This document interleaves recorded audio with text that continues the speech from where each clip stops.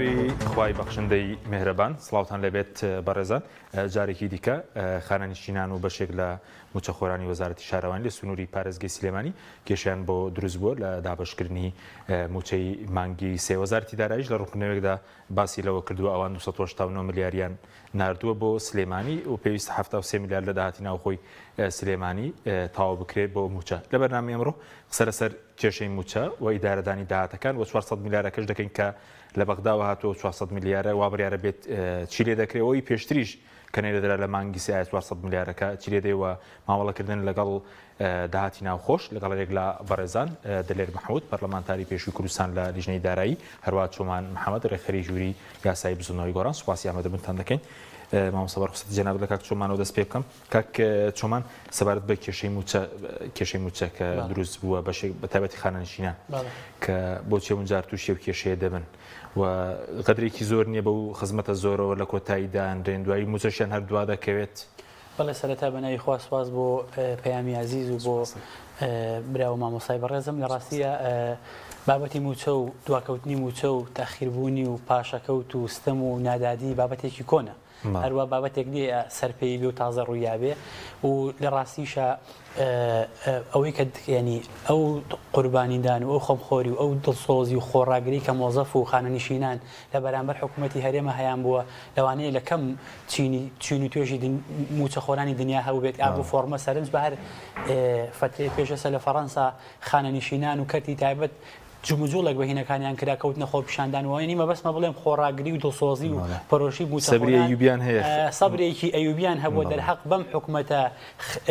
بێباک و کەم تەرخەمەی کە مامەڵە ئاوا مامەڵەیشی ئاوا لەگەڵ موچەخۆران کە بەو حیزبە دەسەڵاتدارانەی کە ئێمەش بەشێکی لەم حکوومەتە کە بزوتنەوەکەی منیش بەشێکە لەم حکوومەتە کە وێنەیەکی ناشرینمان پێشکەش کردووە لە خزمەت گوزاری ئەوە ینی سادەترین ئەرکی حکوومەت سێ مەلەفە بە تایبەتی یەک موچەیە، دوو ئەمنیەتە، سێ خزمەت گوزاریە. ئەم سێکایە ڕوبەڕووی قەیرانبوونەتەوە نەک ڕوبەڕووی قەیرانبوونەتەوە کەم تەرخەمیتیان درراوە هەمووی لە قەیرانی زۆر قوڵایەوە وەزعی ئەمنیەتە و دەستگا ئەمنیەکان کەوتونەتە شیر و تیر لە یەکتری ئەوە وەزعی خزمەت گوزاریە کە ئینسان هەڕووی نایە باسی خزمەت گوزاری پرسێک دوێنێ شەو لە هەولێر کەسێکی کوشتووە لەسەر دەستشکاندنەوەی ئۆتۆمبیل. ئەنی ئەوە بابەتێکەوە ڕۆژانە و بەردەوام گوێبیستێبین بەڵام یەکێ سەر مۆزوعی موچە ئەوەی کە پێویستە بە خانەنشینان قەدرێکی زۆر نیە سەر لە عێراقەوان یەکەمین توێژن بۆ لە کۆتایی دابنرێن دواییش کە هەموو جارێک ئەو کێشە دروست بێ بەتایبەتی لە سلێمانی بۆ کێشەکە دروست دەبێت. ئەوەی کە تایبەت بێت بە خانەنشینان ئێمە حکوومەتی هەرێمیش ئەگەر یعنی یەک تۆ چاویان لە بەغا بکردایە ئەوان یاسایەکی ڕاقی خەمخۆرانەیان بۆ جێبەجێکردن یاسای قانونی تەقاعودی موحد خۆشبەختانە لە محکەمەی اتحادیش قەرارە دەرچووە حکوومەتی هەرێم ئیلزام کردم یاسا جێبەجێکرد ئەو ئامادەش نیوە جێبەجێکە ئامادەش نیە حیاتیان باشکە نەوەڵا ئەو موچەیە کە نەک موچەیان بۆ زیاوکە موچەی خۆیان کە پێویستە سی ڕۆژارە بیاندرێتێ ئەخرێتە کۆتا وادەوە کارەساتەکە لەوایە ئەم مۆزوعی خانەنشینیە دوکراوە دوو مەلەف خانەنشینی سەربازی و مەدەنی. لە خانەنشینی سەربازیەکە ئەو نە خەڵکی حیزبی و ناقانونی ئەم سەراوسەریان تێکردووە ڕێژەی داهینەکە زۆر بەرز بووە بەڵام لەگەڵ ئەوەش ئەمە مبڕی نییە بۆ ئەم دواخستنە بۆ ئەم مامەڵەیە بۆ ئەم پاداشە بۆیە ئەم بابەتی دواخستنی بەس بۆچی ئەمە بەس لە سلێمانی لە ڕاستیە ئەم بابەتە بەڵایەکی گەورە ڕوبەڕووی داهات لە هەرێمی کوردستان بۆتەوە بابەتی ڕێکەوتنی حیزبیە کە ڕێکەوتنی 43 بە 57 ئەم ڕێکەوتە هەچ کەسێک کردبێتی هەر کەسێکی بەرپرسیارەتی حیزبی حکومی هەبوو بێت بابەتێکە لە خەمی خەڵک و داهاتوی وڵاتانە بوو. ئەم ڕێکەوتنە یعنی دوورمانەخاتەوە لە لامەرکەزی، دوورمانەخاتەوە لە شەفافیە، دوورمانەخاتەوە لە دادپەروەری لایەنەکانەوەیە کە دیارەکراوە ڕێکەوتنەکە بە فەرمی بە گوێرەوەی ڕوونکردنەوەکەی وەزارەتی دارایی ئەم شەو دەڵێ ئەوان لێی بەرپرسیارنی و دژی ئەم ڕێکەوت نەبوون ڕێکەوتنەکە هەیە 57 بە 43 بۆ داهاتی ناوخۆ لە ڕابردووە کراوەکەوەی موچە پڕێکی دیاریکراو لە نەوت دیارەکرێ بۆ تەخسیسی موچەخۆران و ئەوە باخەکەی تر تۆ سلێمانی بەنمونە داهاتی ناخۆت کەمە زۆرە کۆمپانیاتیەت بۆ ئێرە دەواازەی سنووری چەندان ئەمانە مهم نییە ئەڵێ لەوەی خۆت پڕیکەیتەوە ئێبڕاستی ئەمە حکوومەتداری وا ناکرێت کاک حەکیم حکوومەتداریە بۆ چەشنە نییە تۆ زیاد لە 2-3 هزار کۆمپانیا ئیسپانیات لە هەولێر و دۆکە زیاد گەورەترین دەواازە لە بەتایبەتی لە عێراق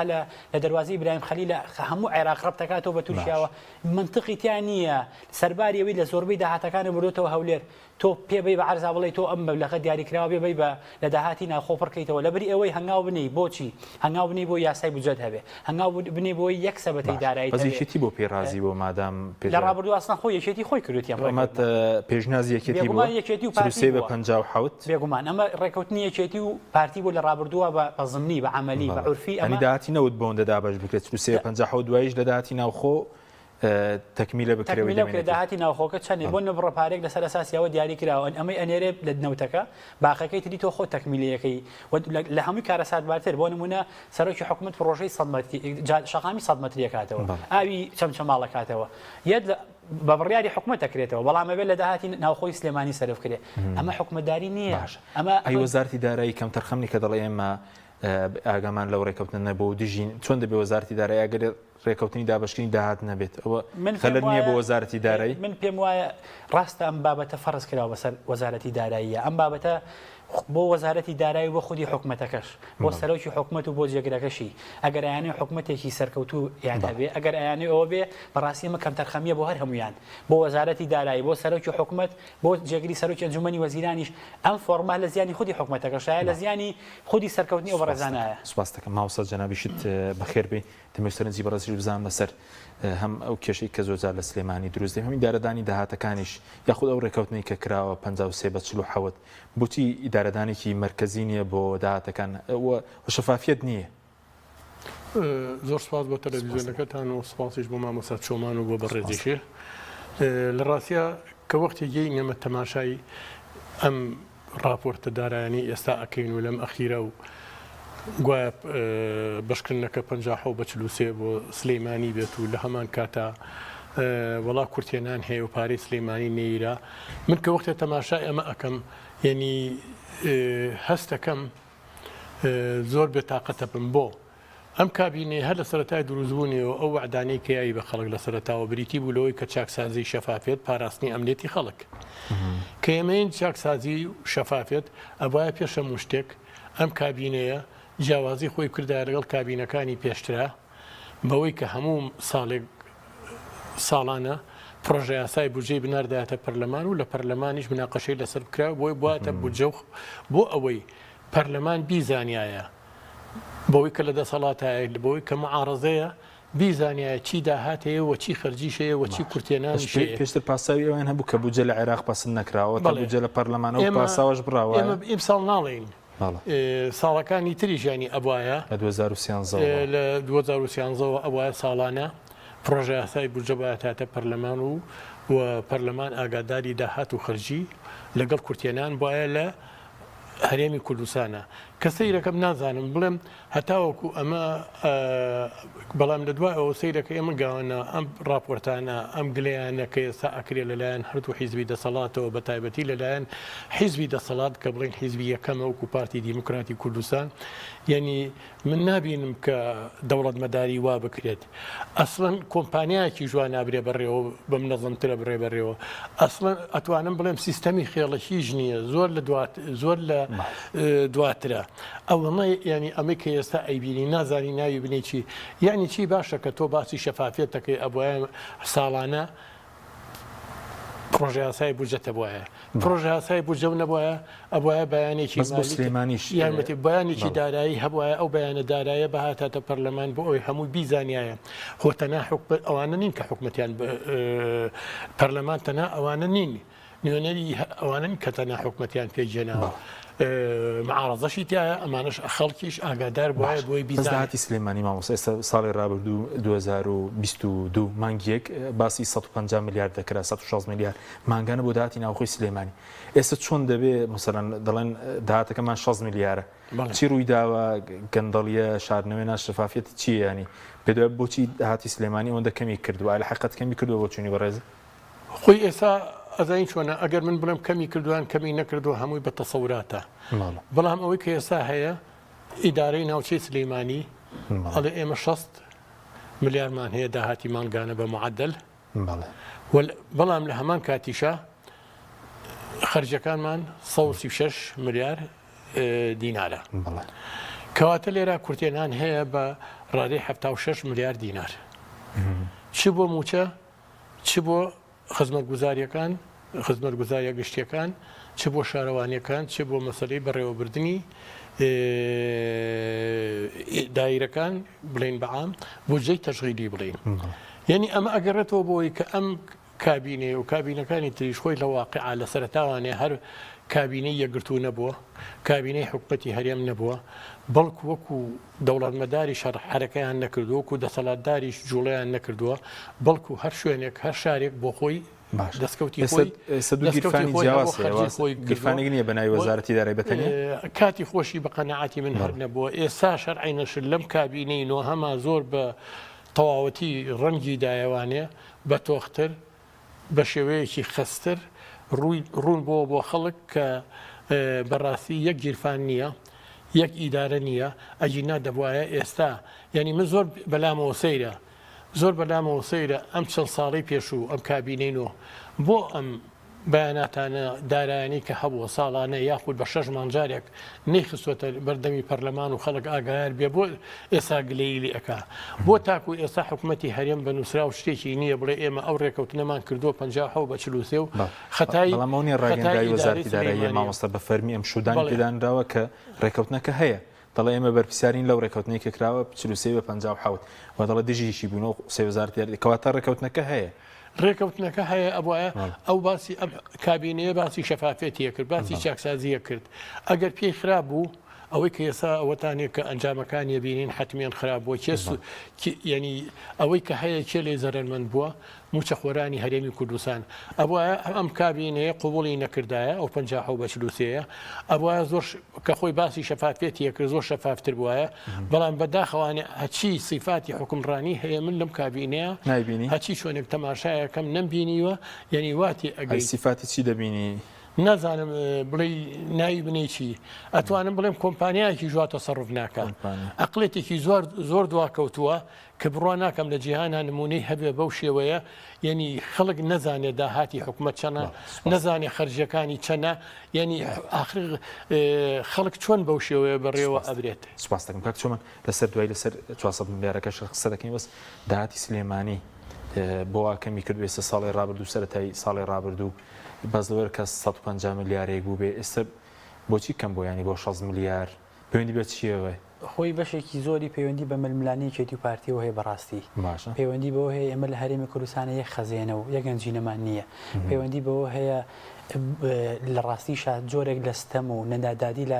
لە هەولێرەوە لە حکوومەتەوە دەرهەق بە منتیقە ئەکرێ کەمە لە کۆمەڵی مەجالاتە لێرەش گەندەڵی نییە داوای ئێمە سەر ئەو بابەتە بۆ ئێمە نەبێ بە پاکانە بۆ یەکێتی ینی وێنەیەک نادادی و ستەم هەیە لەوێەوە لێمەکەوێت چۆنە بە دوای دەسەری ڕەخسە ئەوەی کە تایبەتە بە حکوومەتی هەرێم و پارتی بە تایبەتتر لە کۆمەڵی مەجالاتە زۆربەی بابەتەکان و هەنێ سەرچاوی دارایی و هەنێ داهاتی بردوێتەوە هەولێر ینی ئەمە بۆ نمونە گەورە باشدەران و کۆمەڵێت داهات و وانە داهاتی ئەم منتیقەیە ینی بۆ نەعەمرەکارێک لێرە ڕوا بۆیە ئەبێ پارە بچی پارەبی لە کۆمپانیای کێوەتی نیکەیت ینی ئەگەر بۆت بشمێرم زیاد لە چەندین چالاکی هەیە چۆتەوە ئەوێ داهاتی ئێرە کەمی لێرە کۆمپانیەکان لێرن بەس داهاتەکە دەوێ باجوشێتەوە لە هەولێر بدەن چێتەوە ئەوێ ئەمە ینی سەرباری ناداتپەروەریەکە سەرباریەوەی کە لەوێوە کۆمەڵی مەجالات هەیە کە ول ناشکرێت تۆ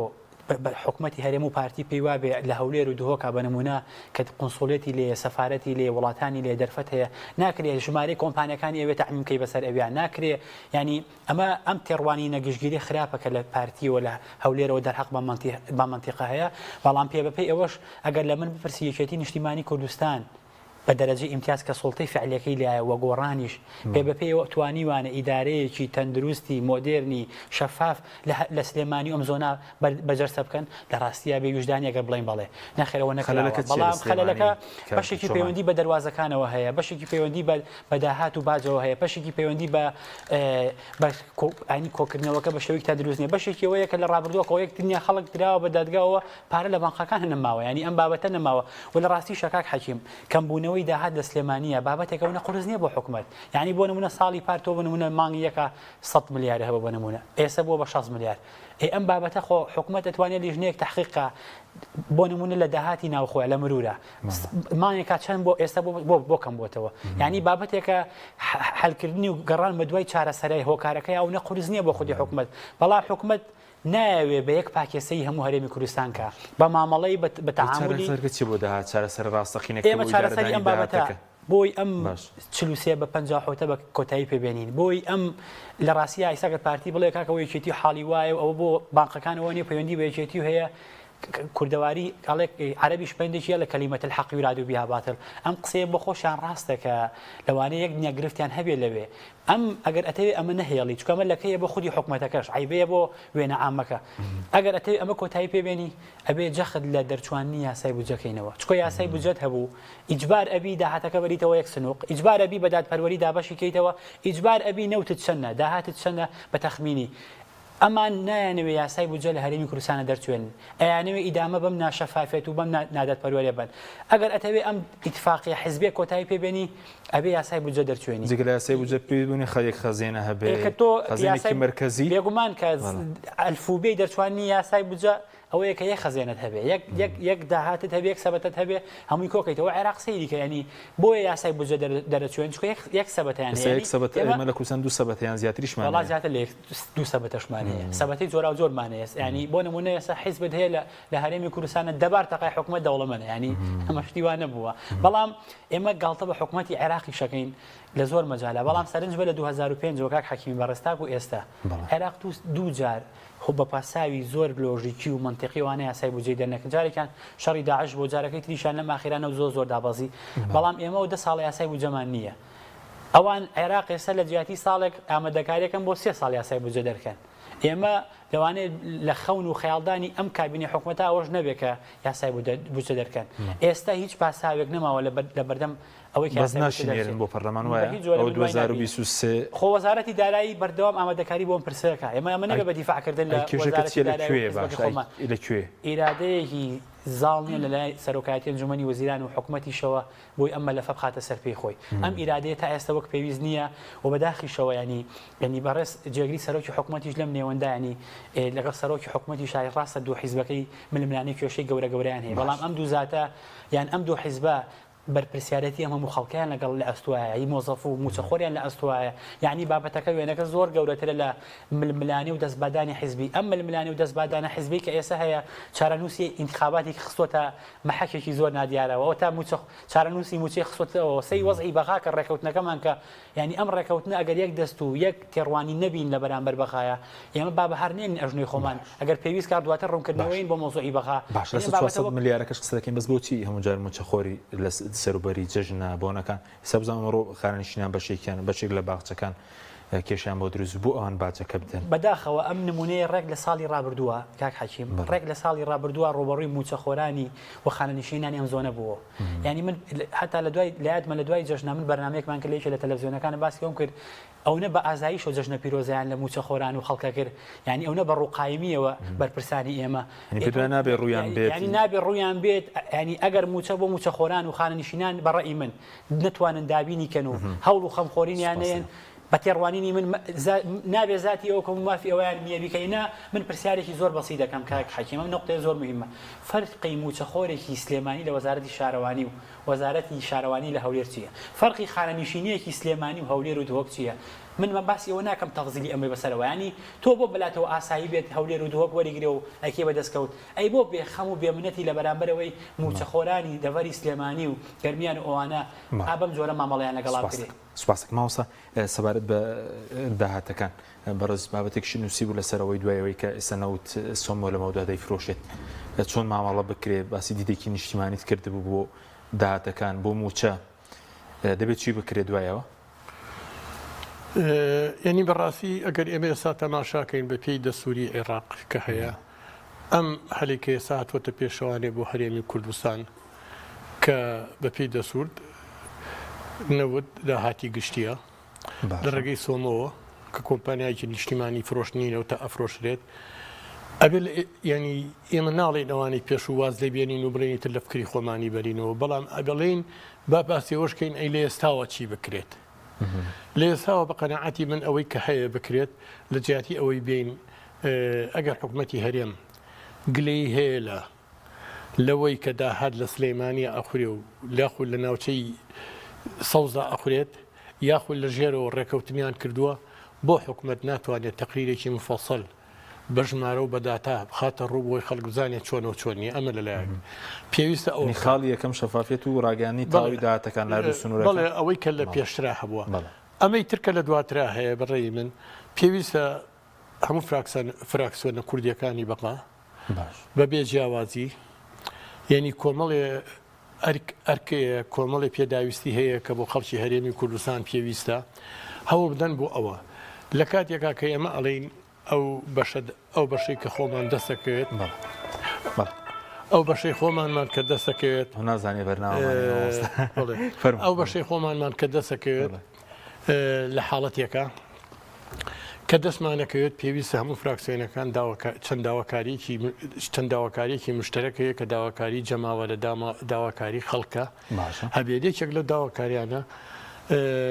پێویستە داوا بکرێت وەکو هەموو محافەزەکانی تر سوتەمەنی و بەرهەمەکانی سوتەمەنی بیرێ بە خەڵک هاوسنگ بکرێت بیرێ بە خەڵکی هەرێمی کوردستانیش بە هەمان نرخ بە هەمان نرخ گەر بە پێی ڕێژەوەکوتای عێراق بکرێت عێراق بە هەمان نرخ ئەوەی کە هەیە بەڵێ و لە هەمان کاتیدا ئەو پێشینانەی کە هەیە کە ئێستا عێراق لە بودجەی ساڵی 2023 جێگیری کردوکو پێشینەی خان و بەرەو پێشینەی پرۆژەی کشت و کاڵی و چەند پێشینەیەکی پیشەسازیش ئەوانە شەرعی نەشت بۆ هەرێمی کوردستانیش شمول بکری هەرێمی کوردستانیش سوودی لێ ببینێت و هەروە چەند سەرفەیەکی تریشەیە کە بۆ مەوزەفی نەویرێ لە 5 بلێن بۆ 25 بلێن دینارە ئەمەش بۆ ماوەیەکە بەبێ سوودەیرێت ئەمانە ئیسفادەی لێ بکرێت لە هەمان کاتاوەکو زیندانیانی سیاسی هەمان ئیمتیازاتی زیندانیانی سیاسی عێراقیان پێ بدرێت و هەروەها بەپێی مادەی 32 لە دەستوری عێراقا بەرکەوتوانی شەکی شیمیایی و زیان ئەوانی کە زیانیان دەکەوتووە لە ئەنفادا ئەوانە قەرەبوو بکرێنەوە هاوکاریان بکرێت کە بەو شێوەی کە هەیە ئەمانە هەر عینە سلوک و عێراق بێ هەروەها مەسلەی ئەوەی کە عێراق لەگەڵ چینە ڕێکەوتنیەکی هەیە عێراق لەگەڵ چینە ڕێکەوتنیەکی هەیە کە چەند بینایەکی مەدرسە و قوتابخانە و ڕێگە و عەفو مەدرسە و قوتابخانە و لەگەڵ خەستەخانە و ڕێگاوبانە دروست دەکات ئەمانەش بەشی هەرێمی کوردستانی تیابێت کە نەوتی ئاياتێ لە جیاتی پارەکەی بەشی هەرێمی کوردستانی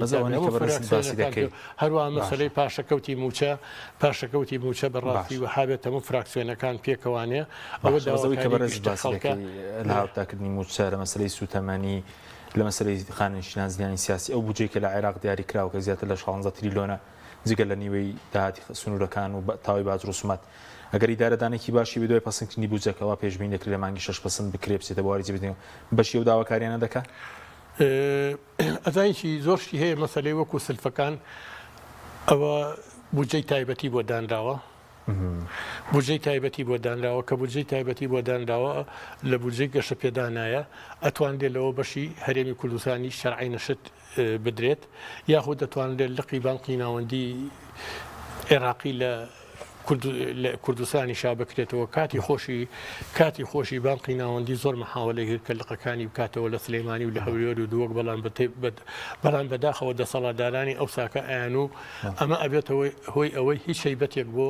یعنی هەرێمی کوردستان و قواری هەرێمی کوردستان ناهێڵێتەوە بانخانەوەی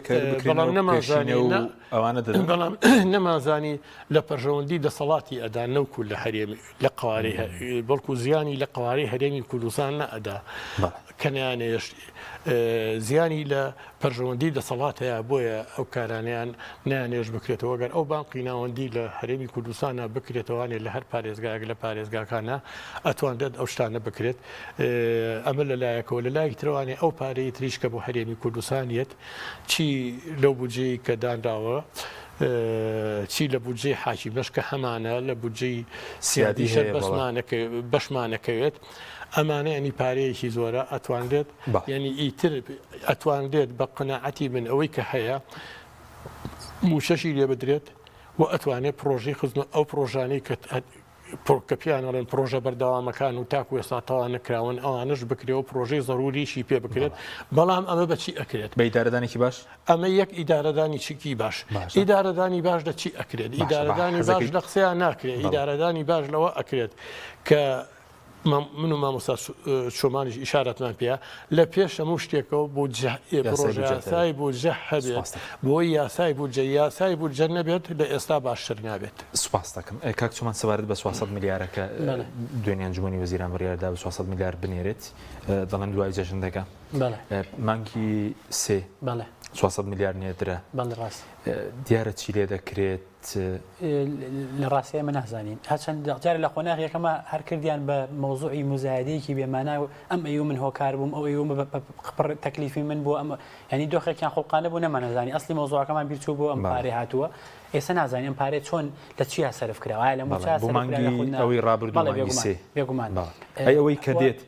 بڕیار وای ئەمەش بێت بەڵام نقطەی زۆر میمەکە حەکیم ئەم پارێ قەرزە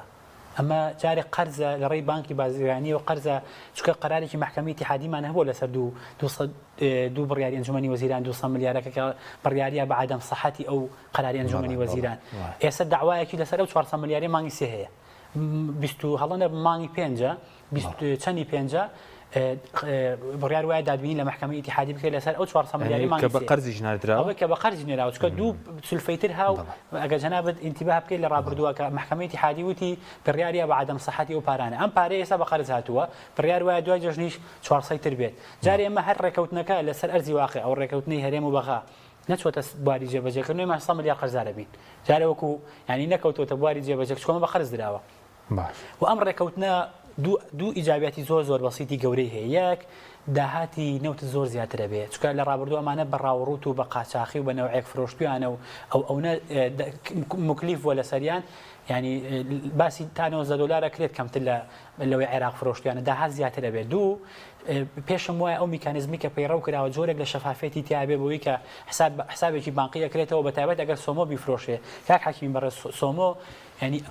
سۆمە بەس فرۆشتنەکەی باسی پێشتر و دواتر ناکەم فرۆشتنی سۆمە جۆرێک لە شەفافێتی تایە پێشتر لەوانەیە لێرە و لێ نەوتەکە لە عێراقا بە هەدەر بدرێت ئەکرێت دواتر پارەکەی گەندەڵی تا بکرێت لە پرۆژەکانی عێراقوانە بەڵام سۆمۆ خاوەن سومعەیەکی باشە بۆ فرۆشتنەکەی بۆ ساختکردنەوەی ئەمە وا ئاکات جۆرێک لە شەفافێتە بزانین چەند فرۆشراوە و پارەکەی چەنە ئەم دوو نقطەیە مهمە بەڵام لەوە گرنگتر ئەم ڕێکەوتنی بینی ئێمە و بەخا کاک حەکیم بە ڕێزبابەتێکە بە بەهارنێن نەچۆکی خۆمان حکوومەتی هەرێم و بە تایبەتی حزبی سوڵتا نەوت بەگردنیا ئاڵاوە ینی پڕێتی لە مەسلحەت و لە بەرژەوەندی بە ئاسانی سازشی بۆ ناکا بە ئاسانی دەستبەرداری نابێ بە ئاسانی مەبەستم چیە بڵێم ئەم گەڕی ململانی نەوت لە بینی هەرێم و بەخا زۆر شتی ماوە جارێ ماوێتی و ئەم ڕێکەوتنە لەگەڵی شاتەڕەفی سێمی تایە تورکیای تایە ئەمە چۆن مامەڵ لەگەڵ ئەو تورکیا بە تایبەتی ئێستا تورکیا کۆمەڵی ڕایە لەسەرەوەی ملیار و 600 میلیۆنە هەرێمە یاتەوە یاخودنا مەمەستمە بڵێم لەسەر ئەرزی واقع ئەمە گرفتی تایە بەڵام ئێمە ئەگەر ئەمانەوێت ئەم ڕێکەوتنی کە کراوە بەرهەمدار بێ بۆ خزمەتی خەڵک گرنگە لە ناو پرۆژە یاسای بودجەیە بەندەکانی جێگیرکەین کاک حەکیم ئەم نقطەیە زۆر مهمە ناکرێت بە بڕیاری سەرۆکی حکوومەت هی هەرێم و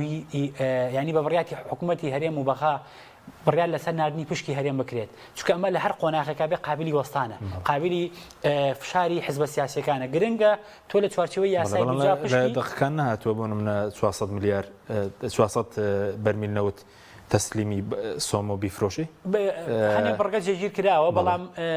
نیوەی داهاتی اتحادی تەسلیمکەن بەڵام هەنێ هینیش هەیە هەنێ قیلۆقالی لەسەرەوە کرێت ڕۆڵ بدرێتەوە بە سەرۆکی حکوومەتی هەرێم و عێراقیش بۆی تا کات دەرچوونی یاسای نەوت و غاز و تا دەرچوونی یاسای بودجە ئەمە بەس بۆ هەژمارە نەوتی بۆ هەژماری بانکیش شەفافیت نییە کە ئێستا لەمە دو عێراق خۆی سەرپەرشتەکە بەس دەسەڵاتی خەرجی لای هەرێم باسی هەژمارەکە بکەین ئەم هەژمارە لەکوێ بێ نقطەیە مهمە دەڵێ لە بانکێکی عێراقی دەبێت ئەگەر لە بانکی عێراقی بێ زۆر مهمە ئەگەر لە بانکی تورکیا و نازک وڵاتانی تر بێ مابەتە ئەوە بەڵام بەپێی ڕێکەوتنەکان لە بانکێکی عێراقیایە و لەگەڵیشە چێ سەلاحەتی سەرفی هەیە من پێم وایە بۆیە ئەنجومەنی وەزیران وایە ناکە سەرۆکی حکوومەت بۆیە ئەنجومەنی وەزیران صلاحيتي صرفەکەی وایە بە کۆی منظومەکە بەڵام لە هەمی گرنگتر ڕقابەی ئەم بابەتە ئەگەر ڕقابە نەبێ باوەڕ ئەو پارەیە حکوومەتی عێراق بێ ڕقابەیەکی هەبێ و زمانی سەمامی ئەمانی ڕقابەی ئێرە دەرچوانی یاسای بودجێ دیسانەوە یاخەت ئەگرێتەوە یاسای بودجە بۆ ئەو پارەیە بەس بە کورتی بۆ مانگی چوار 400 میلیار هاتووە بەڵێ داهاتی ناوخۆ هەیە هاوکاری و پەیمانان هەیە و دەڵێن فرۆشتینەوت بە تەنکە لە ناوخۆ هەیە وایە ئەمەش داهاتە دەڵێن لەوەتی ڕاگیرا و بە تەنکە دەیفرۆشن بە پاڵاوگەکان هەنی بەشی موچە پارە هەیە باوەڕ فەرموو بەس ڕازگۆ و شەفافن لەگەڵ ئەوەی بیانەوێت داهات بۆ خەڵکو بۆ موچەخۆران بن ئەمانە هیچی نابێتە گرفت کاک حەکیم ئەمانە هەمووی پاساوی بێبنەمان بۆەوەی کە بڵێنەوە حکوومەتی عێراقی و ئەوە نەکەنەوە ئێمە ینی بە دوای مەبەڕی ڕاگەڕێن بۆی یەخەی موچەخۆران گرن پێ بەشی و بەشی موچی مانگی سواری وای دەبینی خۆم وای ئەبینم کە سەیری دۆخەکەکەم داهاتی ناوخۆ 400 ملیارەکەیت ئەوە هەنێ فرۆشتنی تەنکەر و ئەوانش باسەکرێ ئەمانە هی ئەوەیە کە لە مانگی چواری شادیسانەوە موچەی پێ بدرێت بەڵام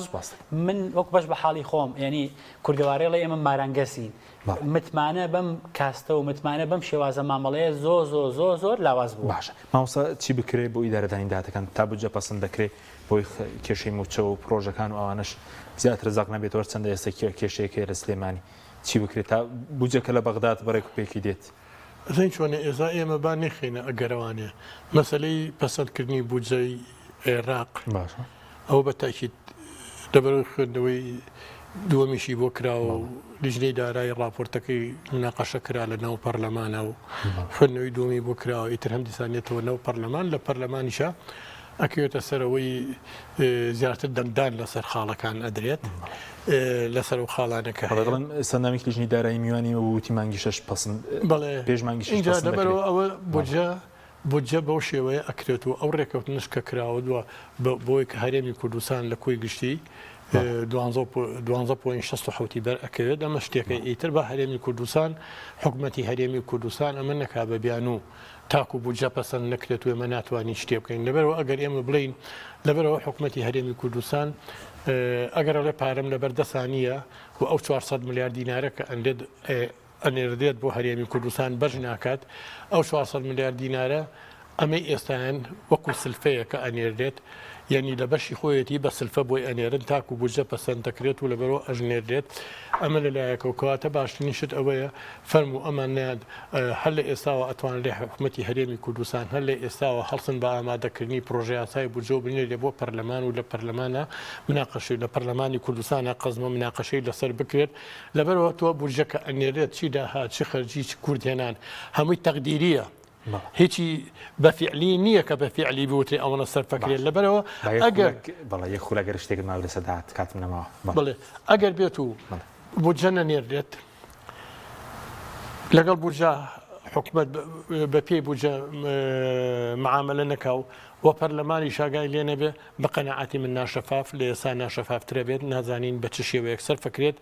ئەو ساکەش جۆرەها کەناڵی بۆ ئەدۆزرێتەوە بۆ خەرشکردنی ئەو پارانە تەنها بودجەیە دوان نەکەوتەوە بۆ حکوومەتی عێراقی